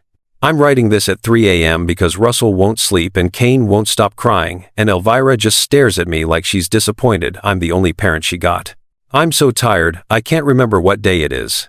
I called you 15 times this week. You never answered. I don't understand what I did to make you hate me this much. Rita. John's vision blurred. He opened the second letter. December 2013. John. Kane said, "Dada today." Except there's no dada, so he was just saying sounds that mean nothing. But it broke something in me anyway. They're walking now, getting into everything. I can't afford childcare, so I'm bringing them to work. My boss is understanding, but I can see her patience wearing thin. Your check came. I put it in their college fund. I don't want your money for myself. I never did. I just wanted you. God, that sounds pathetic. I need to stop writing these. You're never going to read them. Rita. December 2014. They started preschool today. Russell cried the entire time. Kane punched a kid who asked where his dad was. Elvira painted a picture of our family, 4 people, not 5. I'm working 2 jobs now. Morning shift at the youth center, night shift cleaning offices. I see them at dinner and bedtime. That's it. I'm missing everything. And you're missing more. John's hands trembled as he opened letter after letter. Rita's exhaustion bled through every word, her confusion, her anger, her desperate, aching loneliness that mirrored his own, but was so much worse because she was doing it all alone. December 2016. Russell asked me today why you don't love us. I told him you do, you just show it differently. I lied to my son. I don't even know if you think about them, if you know their names, if you remember they exist outside of a bank transfer. December 2018. Kane made the basketball team. He's good, really good, natural athlete. He looked for you in the stands during his first game. I watched him scan the crowd, hope in his eyes. Watched his face when he didn't find you. Watched hope turn to something harder. I hate you for that. But I also wonder if you're okay, if you're happy, if you ever think about what you're missing. December 2020. The pandemic hit. I lost both jobs. Your check kept us from losing the house. I should be grateful. Instead, I just feel hollow. They're 10 now, growing up fast, too fast. Russell writes poetry that makes me cry. Kane is taller than me. Elvira paints things I don't understand but that feel important. You're missing everything that matters. December 2022. This is the last one, I promise. After this, I stop. They're 12 now, almost teenagers. Russell asked me today if you ever loved me, if we were happy before they came. I told him yes. That we were young and scared, but we loved each other. I don't know if that's true anymore. Memory gets fuzzy when you're tired, but I want them to believe love existed before they did, that they came from something good. Even if you left, even if I'm doing this alone, even if they'll never know their father. I'm letting go of my anger now. For them, not for you. Goodbye, John. Rita. But there was a 13th letter. December 2023. John's hands shook as he opened it. John. I lied. I couldn't stop. Kane got a scholarship offer for basketball. Russell won a poetry award. Elvira had her first gallery show at the youth center. You missed all of it. And I realized, I don't write these because I think you'll read them. I write them because I need to tell someone, even if that someone is a ghost. They ask about you less now. I don't know if that's growth or grief or just acceptance. I hope you're happy. I hope your company was worth it. I hope someday you realize what you gave up. Rita. John collapsed forward onto the table, letters scattered around him like evidence of his failures, sobs tearing out of his chest like something vital was being ripped away. He read them all again, every word, every moment he'd missed, every night Rita had suffered alone, every question his children had asked that she'd had to answer without him. He broke, completely. At 6:15 a.m., Rita heard knocking. She opened the door to find John on her porch, same clothes from last night, eyes swollen and red, face ravaged by a night of crying. I read them. His voice was barely audible. All of them. Rita's chest tightened. You were so alone. The words came out broken. You were exhausted and scared, and I was. He stopped, breathing hard. I was living my life like you didn't exist. Like they didn't exist. Thinking I was doing the noble thing, respecting boundaries that were lies. John, I didn't deserve your forgiveness then. His voice cracked completely. I don't deserve it now. But I want to earn my place in their lives. I want to, he stopped, pressing his palms against his eyes. I want to fill the hole Russell talked about. Even if it takes the rest of my life. Even if they never fully let me in. I want to try.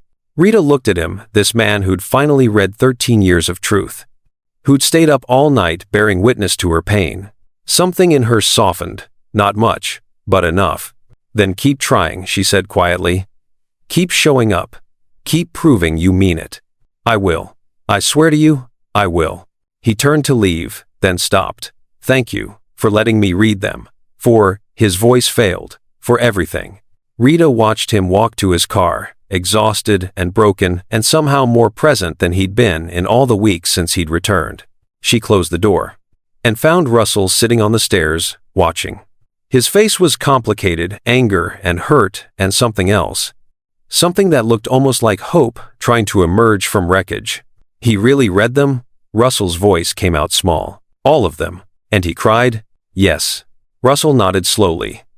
Then stood, disappearing back upstairs without another word. But Rita had seen it, the crack in his armor. The first fragile opening toward something that might, eventually, look like forgiveness. Outside, dawn broke over Briar Ridge, painting the snow gold and pink.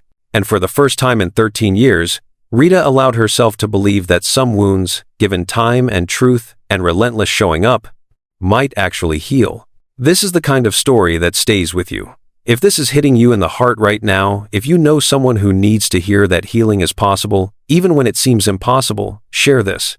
And stay with me, because what happens next at the Youth Center Winter Showcase will change everything. The Briar Ridge Community Youth Center looked like someone had swallowed Christmas and thrown it back up in the best possible way. Paper snowflakes hung from the ceiling on fishing line, spinning slowly in the heat from too many bodies. Folding chairs, arranged in crooked rows. A makeshift stage constructed from plywood and hope and duct tape. The smell of burnt coffee and sugar cookies filled the air, mixing with nervous energy. Rita stood backstage, clipboard in hand, managing controlled chaos. Kids in various states of preparation, some confident, some terrified. All buzzing with that particular energy that came from performing for people who actually cared. Russell sat alone in the corner, journal clutched to his chest, lips moving silently, rehearsing. Rita recognized the signs of his anxiety, the way his knee bounced, the way his fingers traced the journal's spine like a talisman that might protect him. She crossed to him. You okay? He looked up, eyes wide. What if I mess up? Then you mess up. Nobody here is judging. He's here. Russell's voice dropped to a whisper. I saw him come in, back row. Rita's stomach tightened. John had asked permission to attend. She'd said yes, but now, seeing Russell's panic, she wondered if that had been a mistake. You don't have to do this. Yes, I do. Russell's jaw set with determination that looked exactly like John's. I need to. The showcase started right on time, a miracle Rita attributed to caffeine and prayer. Younger kids performed first, a dance routine that was more enthusiasm than choreography. A guitar player who forgot the bridge, but powered through with admirable courage. Elvira's paintings displayed on easels, each one drawing murmurs of appreciation from the assembled crowd. Then it was Russell's turn. Rita watched from the wings as her son walked on stage, journal in hand, looking smaller than his 13 years. The audience settled. She could see John in the back row, leaning forward, every muscle tensed with attention. Russell opened his journal, cleared his throat. This is called December. His voice started strong. Every year the snow falls the same, white and clean and covering everything underneath. People say snow makes the world new, but underneath the white, the mud is still mud, the dead grass is still dead, and the holes. His voice cracked. He stopped, stared at the page. The audience waited, patient and kind. Russell's hands started shaking. Rita stepped forward, ready to intervene, but something in Russell's face stopped her. He wasn't frozen with stage fright. He was breaking open. I can't, Russell's voice came out strangled. He looked up from his journal, scanning the audience until his eyes found John. I can't pretend anymore. The room went silent. This poem, Russell's voice shook. It's about you. They're all about you. Every single one I've ever written. Tears started streaming down his face. And I hate that. I hate that you're the center of everything, even though you were never there. I hate that I spent 13 years wondering what was wrong with me that made you not want to know me." Parents shifted uncomfortably. Kids watched, riveted, sensing they were witnessing something real. John sat frozen, face draining of color. "And here's the moment that changes everything. Watch this." "Where were you?" Russell's voice exploded, raw and desperate, and 13 years of pain condensed into 3 words that echoed through the auditorium. "We needed you. I needed you. And you just—" He stopped, breathing hard. "You sent money like that, fixed it. Like we were a bill you could pay and forget." The silence in the room was absolute. Rita started toward the stage, but John was already moving. He walked down the aisle slowly, hands visible and empty, like approaching something wild that might bolt. Parents turned to watch. Some recognized him. She saw the recognition flicker across faces. John Fuller, the billionaire, that John Fuller. He climbed onto the stage, stood 3 feet from Russell, not reaching out, just present. "You're right," John said, voice carrying across the silent room. "About everything." Russell's breath hitched. "I wasn't there. You did need me. And I failed you." John's voice cracked. "I was scared and selfish, and convinced myself that money was enough. That providing from a distance was the same as being present." He stopped, pressing his palm against his chest like it hurt to breathe. "I was wrong. About all of it." "That doesn't fix it," Russell whispered. "I know. Nothing fixes it. The years are gone. I can't get them back." John's voice broke completely. "But I'm here now, and I want to know you, the real you. The one who writes poems that hurt to read because they're true. The one who's sensitive and brilliant and sees the world in ways I never could." Russell's face crumpled. "I don't know how to forgive you." "Then don't. Not yet. Maybe not ever." John took a shaky breath. "But let me try to earn it. Let me show up. Let me prove that I'm not the same person who left." The audience watched, transfixed.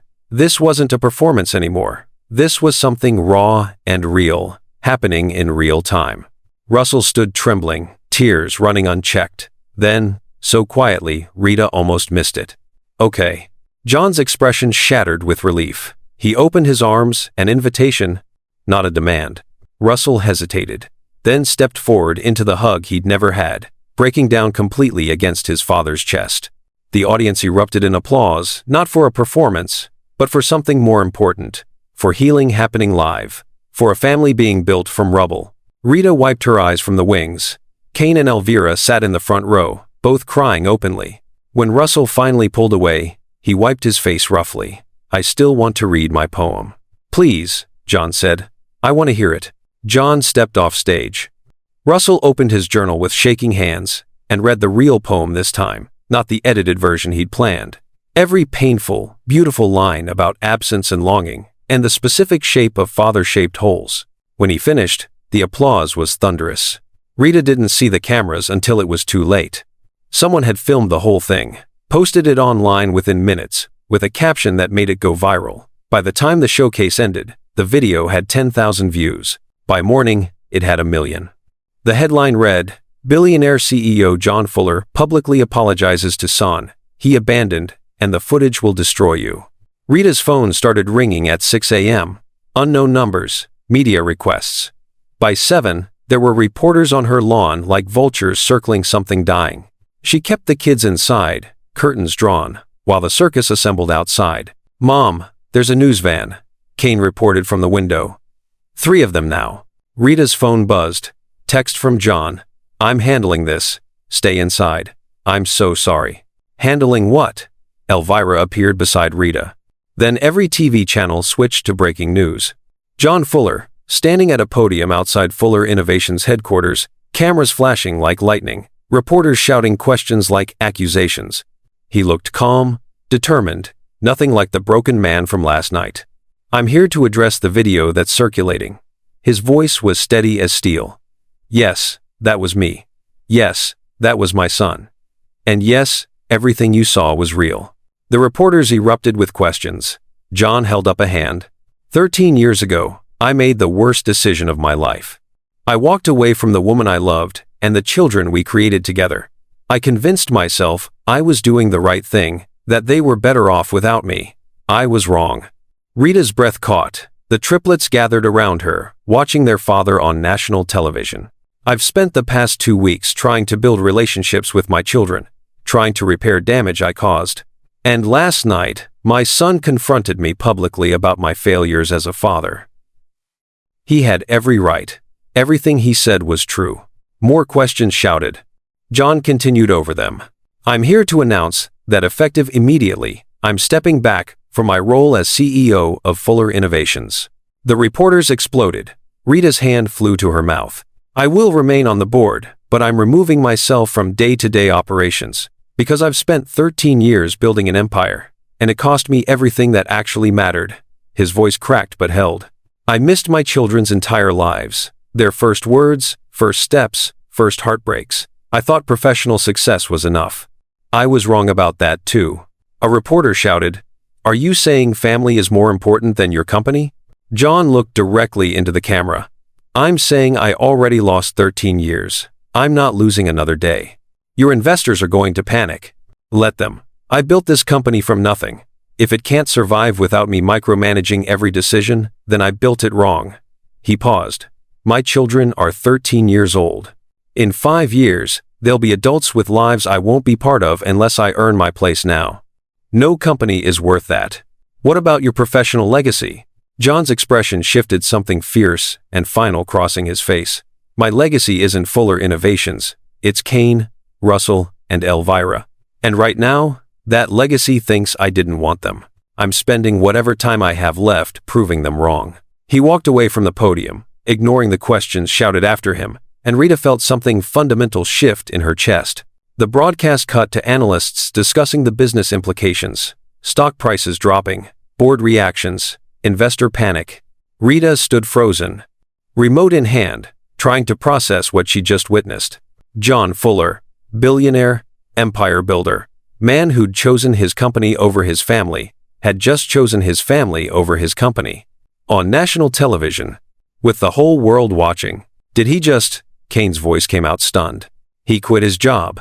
Elvira finished, voice full of wonder. For us. Russell's face was complicated disbelief and hope, warring across his features. People don't actually do that, not in real life. But he had. Rita's phone buzzed. Text from John. I meant every word. This is who I'm choosing to be. For the first time in 13 years, Rita allowed herself to believe him. Not because of his words, because of his actions, because he'd stood in front of the world and made himself vulnerable in ways billionaires didn't do. Because he'd risked everything he'd built for a chance at redemption. Is he coming over? Cain asked quietly. Before Rita could answer, her phone rang. John's number. She answered, John, don't go outside. The media is everywhere. I'm handling it. I've hired security for your house. His words came fast, urgent. I'm so sorry. I should have anticipated this. The video? The attention? John. Rita's voice stopped him. What you did? At the press conference. Did you mean it? Silence. Then. Every word. My board is threatening to remove me entirely. My investors are in revolt. My stock price dropped 40% in the last hour. He paused. And I don't care. Not even a little. Because for the first time in 13 years, I'm choosing right. Rita's throat tightened. Come over. After the media clears. Come have dinner. Are you sure? She looked at her children, all three gathered around her, processing this impossible gift of a father who'd finally, publicly, irrevocably chosen them. I'm sure. After she hung up, Elvira spoke quietly. He gave up everything. Not everything, Russell corrected, voice thick with emotion. He gave up everything else. For us.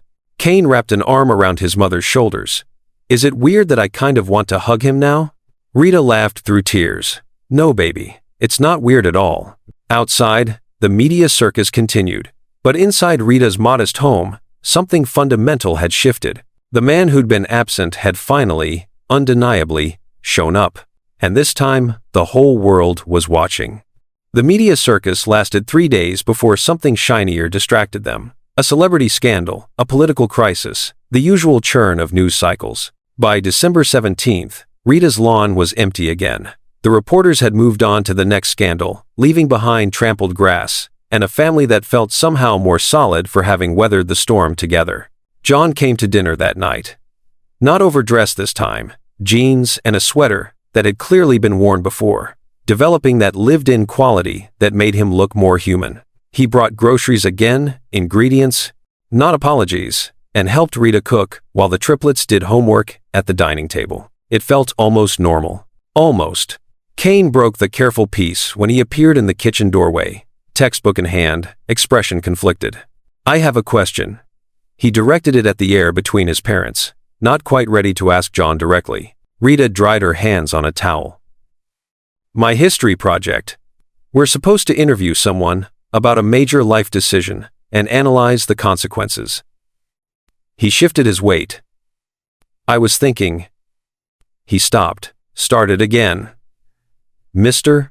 Fuller, I mean," his face flushed. "Do you think I could interview you about the press conference?" The kitchen went silent except for the simmer of sauce on the stove. John turned from the cutting board, knife still in hand, expression careful. "You want to interview me? For school?" "It's not," Kane's voice hardened defensively. "It's not like I'm trying to." "I'd be honored." John set down the knife, voice steady. "When do you need it?" Kane blinked, surprised at the easy acceptance. "Friday. But if you're busy?" "I'm not busy. Not anymore." A ghost of a smile. Turns out stepping back from running a company frees up considerable time. Something shifted in Kane's posture. Not forgiveness yet, but a crack in the wall. "Tomorrow after practice? I'll be there." Kane nodded and disappeared back to the dining room. Rita caught John's eye, saw the gratitude there, the overwhelming relief at being asked, being wanted, even for something as small as a school project. "He's trying," she said quietly. "So am I."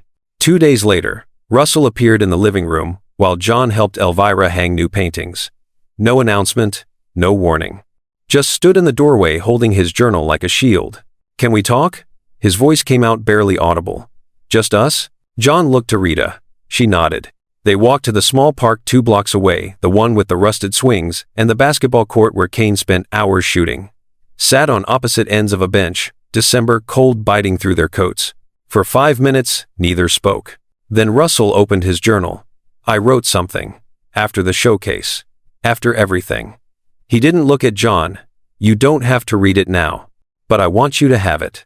He tore out a page carefully, like it hurt, and handed it across the bench. John took it with trembling hands, read while Russell stared at his shoes. The poem was called Thaw, about ice melting, about discovering what had been preserved underneath the freeze, about being terrified that warmth would reveal decay but finding instead something that could still grow. When John finished, his eyes were wet. "This is extraordinary." Russell's shoulders tensed. "You don't have to. I'm not saying it because I'm your father.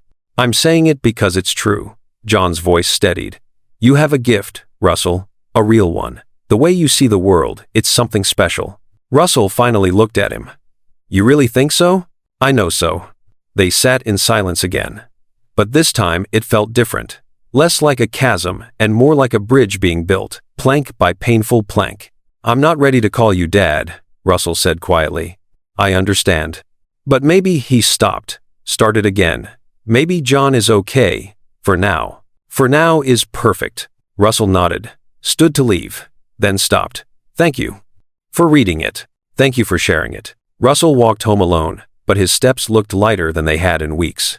Elvira's approach was more direct. She appeared in John's car one afternoon when he was preparing to leave after dinner, portfolio tucked under her arm. "Can you look at something?" John nearly jumped out of his skin. "How long have you been there?" "Since you got in. You're not very observant." She climbed into the passenger seat without invitation.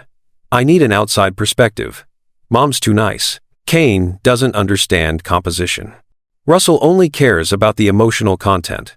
She spread paintings across the dashboard, recent work, still tacky with half-dry paint. John studied each one carefully. A series of winter scenes, but not traditional landscapes. Abstract interpretations of cold. Isolation rendered in blue and white, and the kind of gray that felt heavy. "These are," he stopped, searching for adequate words. "Elvira, these are museum quality. You're biased." "I'm serious. The way you've captured," he gestured helplessly. I don't have the vocabulary. But these make me feel the loneliness they're depicting. That's not easy. Elvira studied him with that clinical gaze. You see the loneliness? It's the dominant theme, isn't it? Most people see the cold, the winter. They miss the isolation. She gathered the paintings carefully. But you saw it. Because I know what it looks like. John's voice went quiet. I lived in it for 13 years. Elvira was silent for a long moment. Then, I'm painting a new series, about reunions, about things that were frozen starting to melt. She met his eyes. I'd like you to see them. When they're finished, I'd like that too. She climbed out of the car, then turned back. John? Yeah? I'm glad you came back, she said it clinically, like stating a fact, but her eyes were softer than usual. Even though it's complicated, I'm glad. She was gone before he could respond, disappearing into the house with her portfolio. John sat in his car for 20 minutes, crying quietly in the dark. The youth center crisis hit on December 18th. Rita got the call at work. The director's voice was panicked. Our primary grant fell through. The state's cutting funding. Without emergency donations, we're closing in January. Rita felt the floor tilt. This center had been her life for 8 years. These kids, many from families like hers, struggling, barely holding on, needed this place. She spent the afternoon frantically calling donors, drafting emergency appeals, calculating how much of her savings she could liquidate. John found her at her desk at 7 p.m., surrounded by spreadsheets, makeup smudged from crying. Rita? She looked up. What are you doing here? Kane said you were upset. What's wrong? The whole story spilled out: the grant, the funding, the impossible math that didn't add up to survival. John listened, then asked quietly, how much do you need? John, no. How much? It's not your problem. Rita, how much? She told him. He pulled out his phone, made a call, spoke in clipped, professional tones, hung up. Done.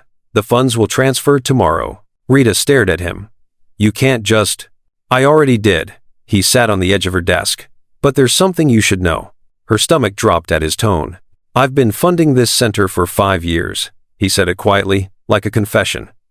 Anonymous donations, different accounts. I made it look like grants, so you wouldn't... He stopped. So you wouldn't know it was me. Rita felt the room spin. What? After I discovered what Kramer did, after I realized you'd been trying to reach me, I hired an investigator. Found out where you worked, what you cared about. I couldn't. His voice cracked. I couldn't face you. Couldn't face what I'd done. But I could do this. Keep this place running. Keep the thing you loved alive. How much? Rita's voice came out strangled. Over the 5 years, about $2 million. She stood abruptly, chair scraping. $2 million? You've been secretly funding my workplace for 5 years and never told me? I was ashamed. The words burst out. I wanted to help, but I didn't. I couldn't. He stopped, breathing hard. It was the only way I knew how to stay connected to something that mattered. The only way to feel like I was part of your life, even from a distance. Rita paced, stopped, paced again. You should have told me. I know. You should have. Her voice broke. All those times I thought we were barely keeping the lights on. All those nights I lost sleep over funding. And you were... I'm sorry. I should have been honest. But I thought... He looked at her helplessly. I thought if you knew it was me, you'd refuse it. And these kids needed it more than you needed to punish me. Rita wanted to be angry, wanted to rage at him for the deception, the secret manipulation of her workplace, the assumption that he knew what she needed. But looking at his face, at the guilt and shame and desperate hope, she felt her anger dissolving into something more complicated. You can't keep doing this, she said quietly.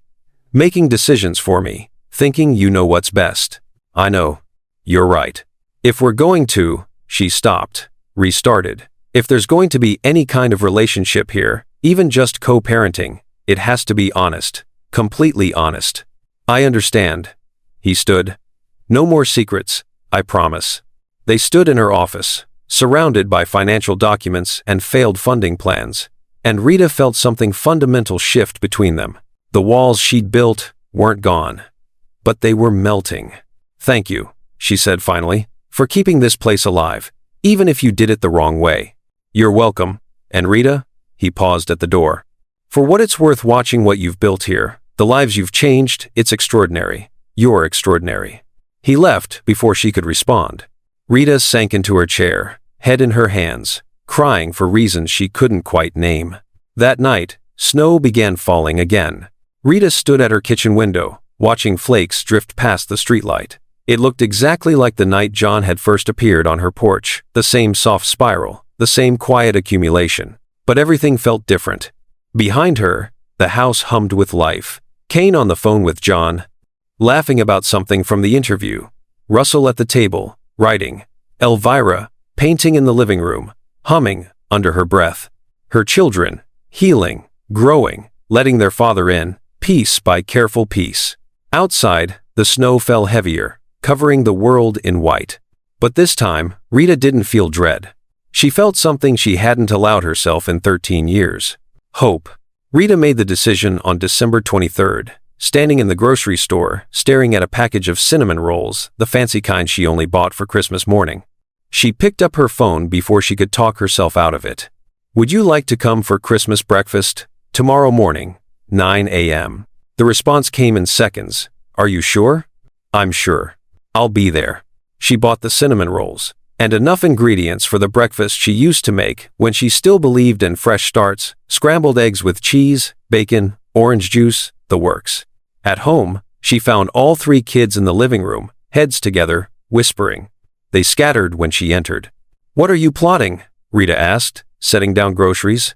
"Nothing," Kane said too quickly. "Christmas stuff," Elvira added, which was somehow both vague and specific. Russell just smiled, that rare, full smile that had been appearing more often lately. Rita let it go.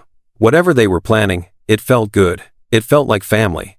Christmas Eve arrived, with frost on the windows, and that particular hush that always settled over December 24th, the world holding its breath before the plunge into celebration. The kids spent the afternoon at Kane's basketball friend's house for their annual gift exchange. Rita used the quiet to clean, to cook, to prepare the house for tomorrow's breakfast, with a care that felt almost ceremonial. She was pulling cookies from the oven when her phone buzzed. "John, can I come by tonight? I have something I need to say before tomorrow." Her hands stilled on the hot pan. "Okay. 7? I'll be there." He arrived exactly on time, carrying a bottle of wine, and looking nervous, in a way she'd never seen, on Billionaire John Fuller, but was becoming familiar on this version, the one trying to rebuild himself from scratch. "The kids?" he asked, as she let him in. "Still out. They'll be back by 8. She took the wine, gestured to the couch. "Sit. I'll get glasses." When she returned, he was staring at the Christmas tree, a modest thing covered in ornaments the kids had made over the years. Paper snowflakes, popsicle stick reindeer, photos in handmade frames. "I've missed so many Christmases," he said quietly. Rita handed him a glass. Sat beside him, not close, but not distant. 13. Did they believe in Santa? The question caught her off guard. Until they were 8.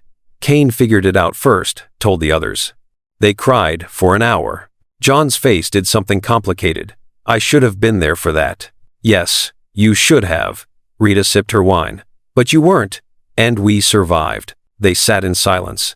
The house creaked around them, warm and lived in and full of the ghosts of Christmases John would never get back. "Why did you invite me tomorrow?" He asked it carefully. Like the wrong word might shatter everything. Rita considered her answer. "Because it's time. Because the kids are ready. Because..." She stopped. "Because... I think you've earned it." John's breath caught. "I don't know if I have. That's not for you to decide." More silence. Then, John set down his glass, turned to face her fully. "I need to tell you something. Before tomorrow. Before we..." He gestured helplessly. "Before this becomes whatever it's becoming." Rita's stomach tightened. "Okay. I loved you, 13 years ago. Before everything broke." The words came out raw. "I was terrified and young and drowning in debt and responsibility. But I loved you. And when you told me you were pregnant, my first feeling wasn't fear. It was..." His voice cracked. "It was joy. For about 10 seconds. Before the panic set in, I felt pure joy." Rita's vision blurred. "And then I convinced myself I wasn't ready, that I'd ruin everything. that you deserved better." He stopped, breathing hard. "But the truth is, I was scared of failing, scared of not being enough. So I chose the thing I could control, my company, over the thing that terrified me. You, us, them." "John, let me finish, please." He pressed his palms against his eyes.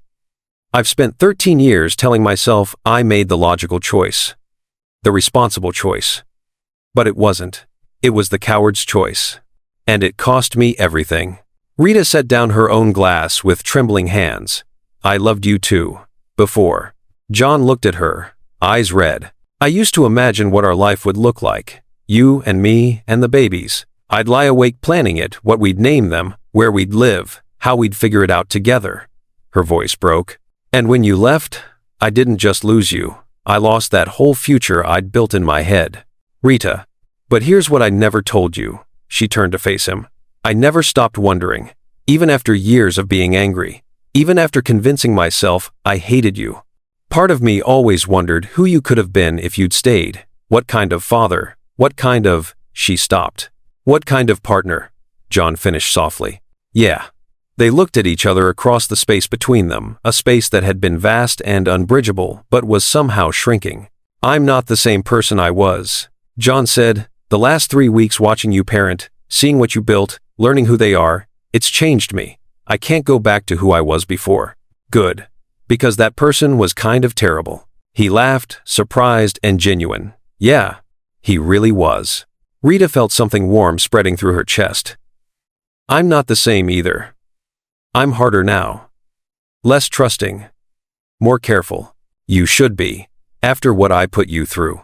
But I'm also—" She searched for words. "I'm also tired of being angry. It's exhausting, holding grudges. And watching you with them, seeing how hard you're trying." She stopped. "It makes it hard to stay mad. I don't want your forgiveness if it's just exhaustion." "It's not," Rita's voice steadied. "It's something more complicated. It's seeing you choose them over everything else. It's watching Russell hug you after the showcase. It's Kane calling you for advice. It's Elvira showing you her art first." She paused. "It's believing that maybe people really can change." John's expression cracked. "I want to kiss you right now." Rita's breath stopped. "Don't."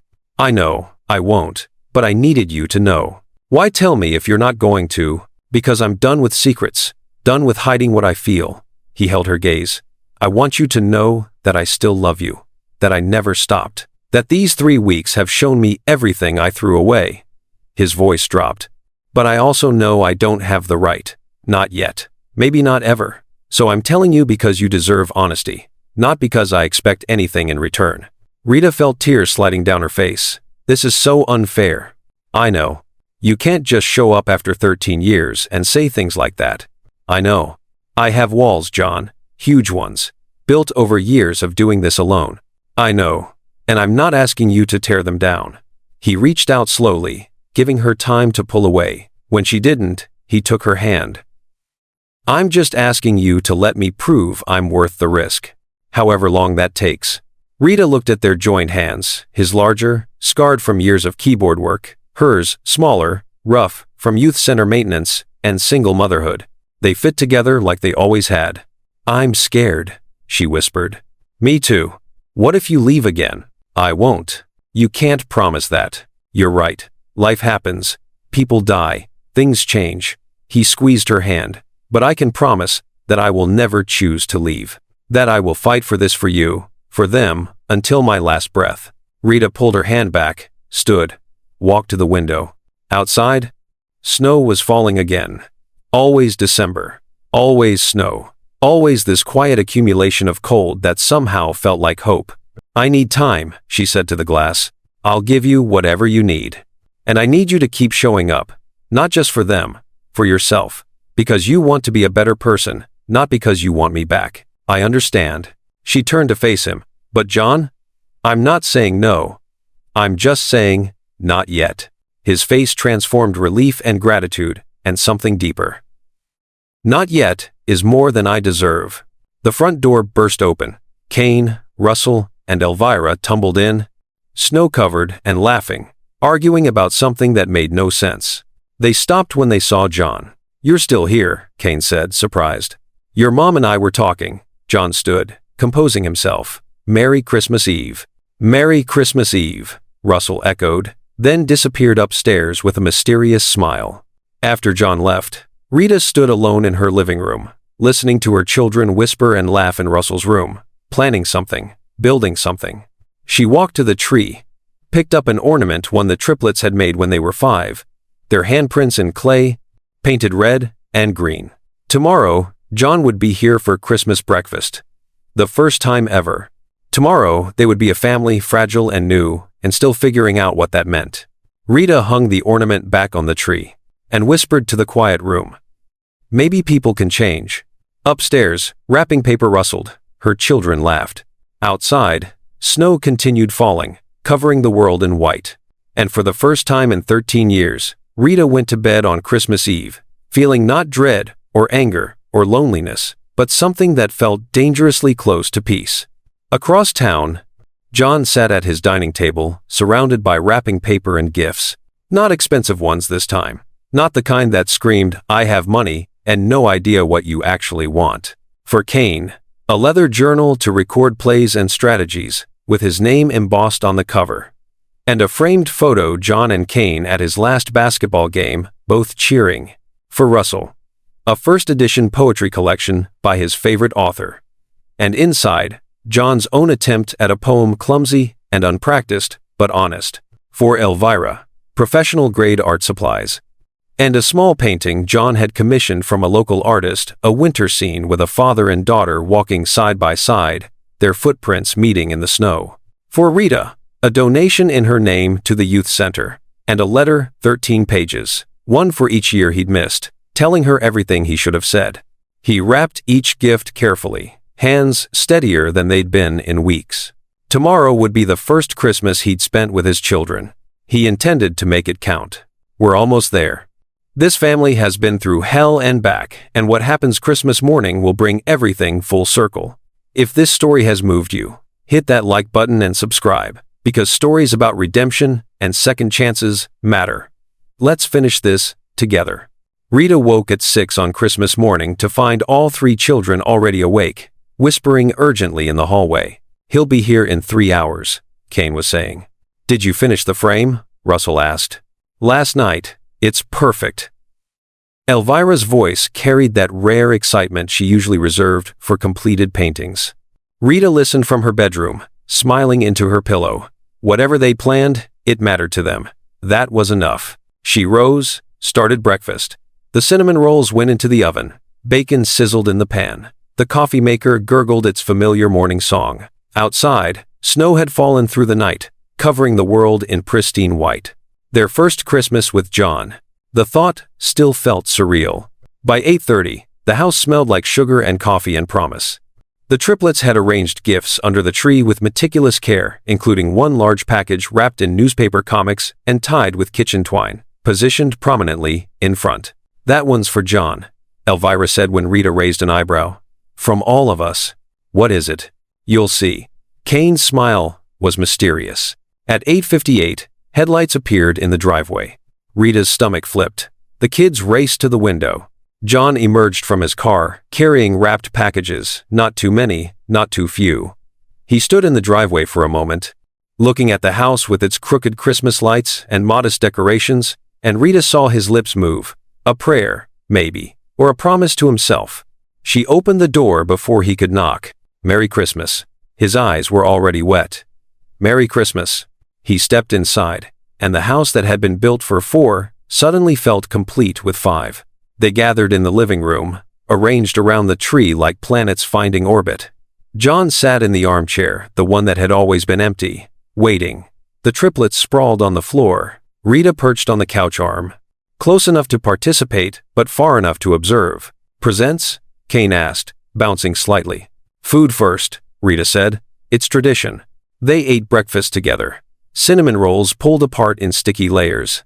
Bacon distributed with mathematical precision. Orange juice poured into mismatched glasses.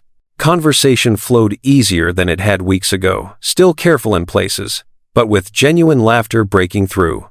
John told a story about his first Christmas running Fuller Innovations, when he'd accidentally scheduled a board meeting for December 25th, and no one showed up.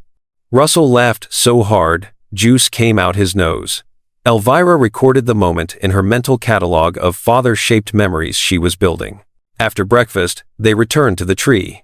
John should go first, Russell said, surprising everyone. John looked uncertain. I don't want to. Go first, Cain agreed. We want you to. So John distributed his gifts, with trembling hands. Cain opened his first, saw the leather journal embossed with his name, flipped through blank pages waiting to be filled with plays and strategies and dreams. Found the framed photo him and John at the basketball game, both mid-cheer, both looking genuinely happy. This is Cain's voice caught. This is really cool. Thank you. Russell's turn. The first edition poetry collection felt heavy and important in his hands.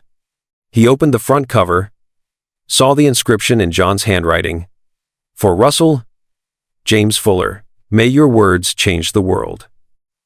Tucked inside, a folded paper. Russell opened it, read silently. John's attempted poem, clumsy lines about missing sunrises but being grateful for the chance to see sunsets, about learning to appreciate light because he'd lived in darkness. Russell pressed the paper to his chest. I'm keeping this forever. Elvira received her art supplies with characteristic calm, examining each item, testing pencil weight, checking paint quality. Then she unwrapped the commissioned painting, studied it for a long moment. You got this made for me? I wanted you to have something that showed. John stopped. That showed what I hope we're building, together. Elvira set the painting carefully aside, then, without warning, stood and hugged him. Brief but genuine. Thank you, she whispered, for trying. John's composure shattered. He held her for 3 seconds, long enough to matter, short enough to respect her boundaries, then let go. Rita received her envelope last, opened it to find the donation certificate and the letter, 13 pages, one for each year. She scanned the first page. Rita, year 1. I should have been there when they were born. I should have held them, counted their fingers and toes, watched you become the mother I always knew you'd be. I'm sorry I missed it. Her vision blurred. She looked up at John, who was watching her with absolute vulnerability. Read the rest later, he said quietly. When you're alone. She nodded, tucking the letter away like the treasure it was. Our turn. Cain stood, gesturing to his siblings. They moved as a unit, lifting the large newspaper-wrapped package. Together, they carried it to John. We made this, Russell said. For you. All 3 of us, Elvira added. It took 2 weeks. John's hands shook as he accepted the gift, carefully peeled away the newspaper wrapping, found a frame beneath. Inside, a collage. Cain's first soccer medal, the one from when he was 6, the year John had missed entirely while building his company. Russell's early writing awards, certificates with his name in careful calligraphy.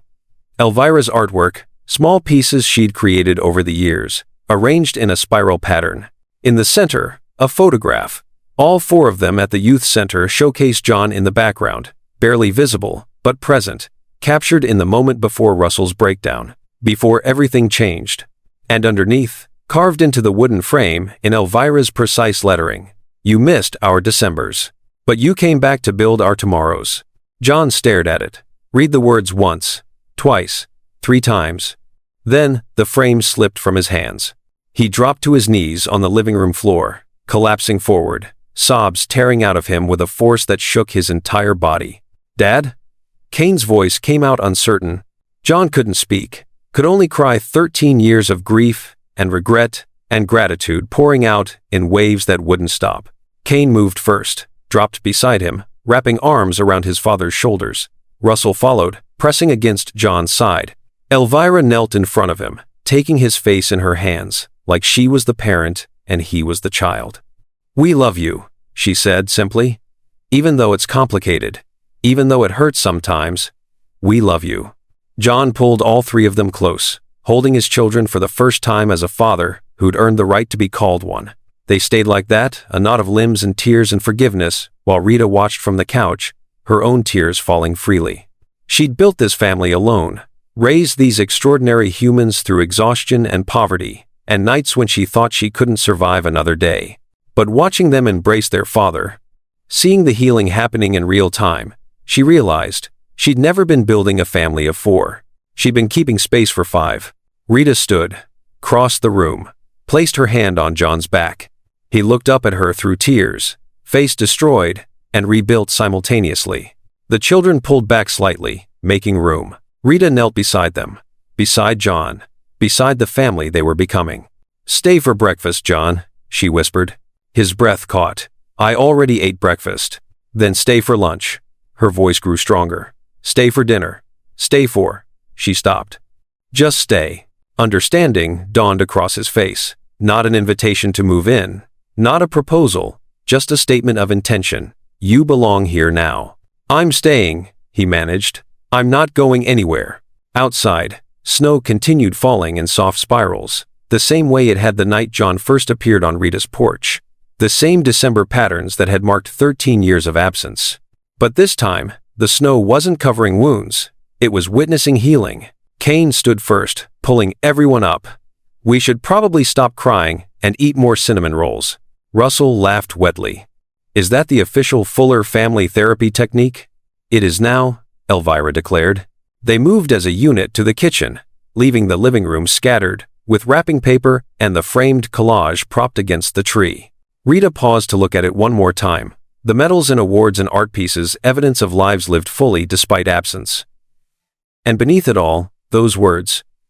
"You missed our Decembers, but you came back to build our tomorrows." John appeared beside her, following her gaze. "I'll spend the rest of my life building tomorrows with them," he said quietly.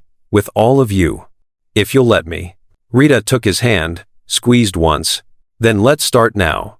They joined their children in the kitchen, where Kane was already eating a 4th cinnamon roll. Russell was reading his new poetry collection aloud, and Elvira was sketching a still life of the breakfast chaos with remarkable accuracy.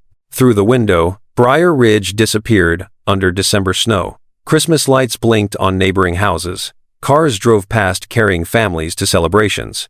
And inside Rita's modest home, a father who'd been absent for 13 years sat at a table with the children he'd abandoned and the woman he'd loved and lost, and maybe, eventually might love again.